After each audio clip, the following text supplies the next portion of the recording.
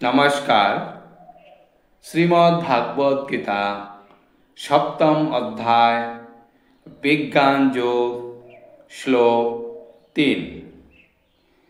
মনুষ্যানাং সহস্রেষু কচ্চিদ যততি সিদ্ধয়ে যতত্তামপি সিদ্ধানাং কচ্চিমাং বেত্তি তত্ত্বত।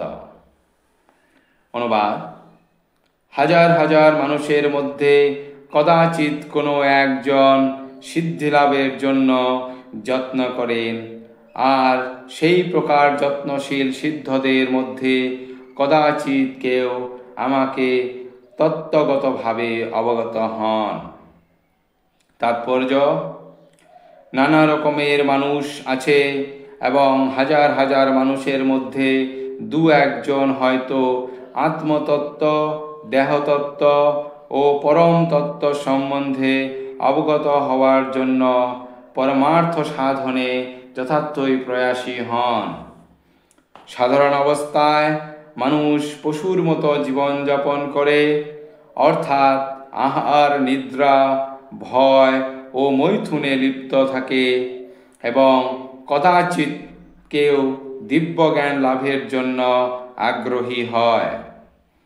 গীতার প্রথম 6টি অধ্যায় পারমার্থিক জ্ঞান লাভে আগ্রহী ব্যক্তিদের জন্য, যারা আত্মজ্ঞান তথা পরমাত্ম জ্ঞান লাভের জন্য জ্ঞানযোগ, ধ্যানযোগ এবং জড় ও চেতনার পার্থক্য নিরূপণকারী আত্মানুভূতির মার্গ অবলম্বন করেন। তবে কৃষ্ণ ভাবনাময় ভক্তেরাই কেবল শ্রীকৃষ্ণকে জানতে পারেন। অন্যান্য অধ্যাত্মবাদীরা নির্বিশেষ ব্রহ্মজ্ঞান লাভ করতে পারেন, কারণ তা শ্রীকৃষ্ণকে উপলব্ধির চেয়ে সহজ। শ্রীকৃষ্ণ পরম পুরুষ, কিন্তু সেই সঙ্গে তিনি ব্রহ্ম এবং পরমাত্মা জ্ঞানেরও অতীত। যোগীরা ও জ্ঞানীরা শ্রীকৃষ্ণকে উপলব্ধি করতে গিয়ে বিভ্রান্ত হয়ে যান। যদিও নির্বিশেষবাদীদের অগ্রগণ্য শ্রীপাদ শঙ্করাচার্য তার গীতার ভাষ্যে স্বীকার করেছেন যে শ্রীকৃষ্ণ পরম ব্রহ্ম, স্বয়ং ভগবান, কিন্তু তবুও তার অনুগামীরা কৃষ্ণকে ভগবান বলে মানতে চায় না, কারণ শ্রীকৃষ্ণকে উপলব্ধি করা খুবই দুঃসাধ্য। এমনকি নির্বিশেষ ব্রহ্মানুভূতি লাভ করলেও তারা তাকে বুঝতে পারে না। শ্রীকৃষ্ণ পরমেশ্বর ভগবান, সর্বকারণের কারণ, আদি পুরুষ গোবিন্দ, ঈশ্বর পরম কৃষ্ণ, সচ্চিদানন্দ বিগ্রহ, অনাদিবাদি গোবিন্দ, সর্বকারণম। অভক্তদের পক্ষে তাকে জানা অত্যন্ত কঠিন। যদিও তারা বলে যে ভক্তিমার্গ অতি সহজ, কিন্তু তা সত্ত্বেও তারা তার অনুশীলন করতে পারে না। ভক্তিমার্গ যদি এতই সহজ হয়, তাহলে তারা কষ্ট সাপেক্ষ পদ গ্রহণ করে কেন? প্রকৃতপক্ষে ভক্তিমার্গ সহজ নয়। তথাকথিত কোনো মন গড়া পন্থায় ভক্তিযোগ অনুশীলন করা সহজ হতে পারে, কিন্তু শাস্ত্রীয় বিধি অনুসারে যথার্থ ভক্তিযোগ অনুশীলন করা মনোধর্মী জ্ঞানী ও দার্শনিকদের পক্ষে সম্ভব নয়। তাই তারা অচিরেই ভক্তিমার্গ থেকে ভ্রষ্ট হয়।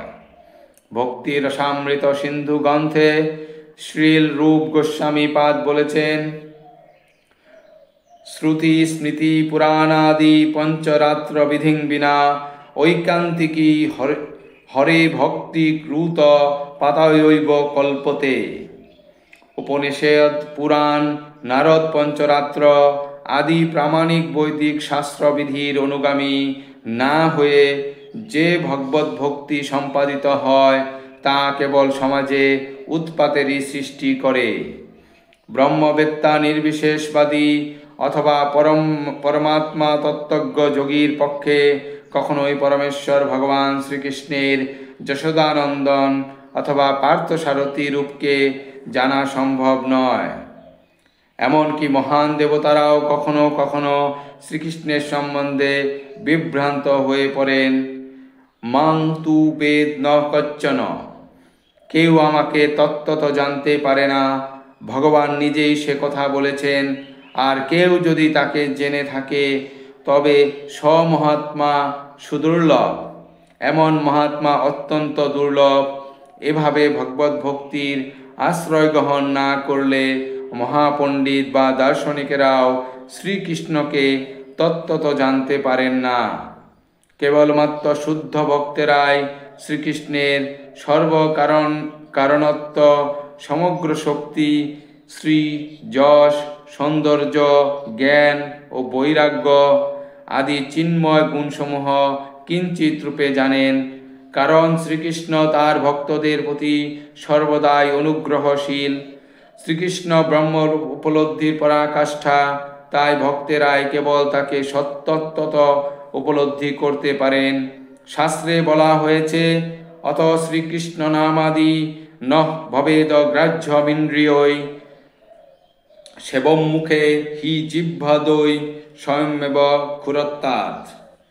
জড় স্থূল ইন্দ্রিয়ের দ্বারা কখনোই ভগবান শ্রীকৃষ্ণকে জানতে পারা যায় না। ভক্তের ভক্তিতে প্রসন্ন হয়ে ভগবান শ্রীকৃষ্ণ স্বয়ং তার কাছে নিজেকে প্রকাশিত করেন। ধন্যবাদ।